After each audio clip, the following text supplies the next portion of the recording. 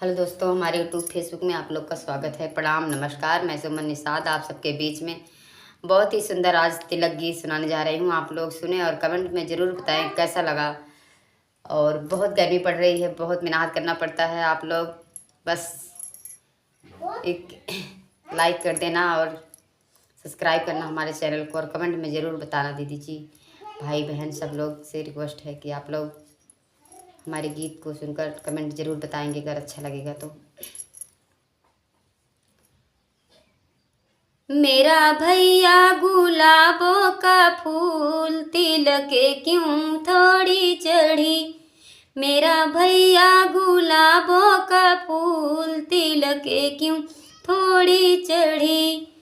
कितनी रुपया उनके पढ़ने में लग गई, कितनी रुपया उनके पढ़ने में लग गई।